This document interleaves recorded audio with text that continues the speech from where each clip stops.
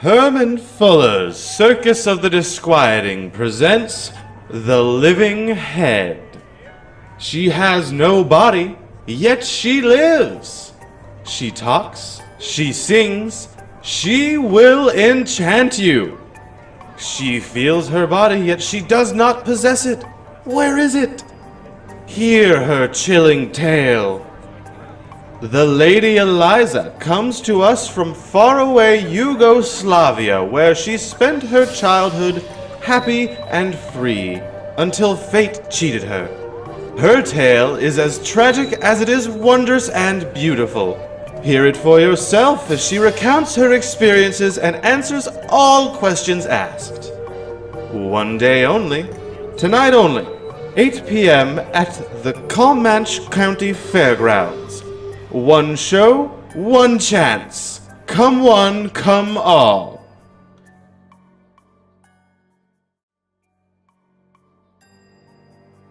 First act we developed was one where I was going to be launched out of a cannon. Since my body is made up of all these pieces, the audience would think they saw me blown up, but in the end, I'd be waving after they'd picked everything out of the net. We actually only performed that act one time because of the way the audience reacted. There were wails and screams, and I think I saw a lot of people pass out. Manny thought it was bad publicity, so we retired that one. Next thing we came up with was an act where I would join the clowns in shenanigans. They'd bring me out under a glass cover. We couldn't do that for long though. I may just be a head, but I still need to breathe. Anyway, they gingerly take me out from under the glass and then decide to play croquet with my head. The audience would of course be indignant, and the clowns would realize their mistake. Then they'd pick me up, dust me off, and get out a basketball hoop. Same reaction from the audience. Wash, rinse, repeat. A few more times for effect. I was never really a big fan of that one, especially since those damn clowns are so weird. Have you ever seen them? Looked into their eyes? You know how they say the eyes are the windows to the soul? Well, that's one grimy window. But I digress. We discontinued that act when it turned out the audience wasn't indignant and seemed amused at the idea of my head being whacked through a croquet hoop. After the performance, I talked to Manny and I made it very clear to him that I wasn't going to do acts in the ring. If he wanted me for the Den of Freaks, I'd be happy to work there, but I wasn't going to be smashed, thrown, whirled, or whatever else he had planned for me. Luckily, Manny isn't that bad of a guy, so he let me work with the rest of the freaks. I got a spot in between Danny and Phil, a nice pedestal with the soft cushion, and Manny's assurance that both of them would be watching out for me. I mean, if some loon gets it into his head that he wants a souvenir, I couldn't really do anything about that. Meanwhile, Manny was going to hang on to the rest of my body. He's been a gentleman about it, that's all I'll say.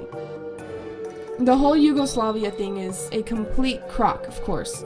Most of our official stories are. I was born Edith Mary Fernanda McKinnell, somewhere in Boston in early 1878. I don't remember my parents. All I know is they left all of me on the steps of the old Baldwin Place mission and Home for Little Wanderers when I was about 6 weeks old. Kind of funny to leave me with a place called the Home of Little Wanderers when I can't walk, now that I think about it. Anyway, they took me in, but they had no idea what to do with me either. From what I've been told, they kept me in the basement, hidden away from all the other kids to try and make sure no one hurt me. And trust me, it was a dog-eat-dog world in there. Don't let the fact that those kids were at most 12 years old fool you. I think I spent something like 3 years in that place until one day someone showed up. Someone who apparently knew me, or at least knew of me. Maybe my parents told him about me, probably for money. So this man offered the nuns running the place a deal. He got to take me, and in return he'd pay for a much needed renovation of the building.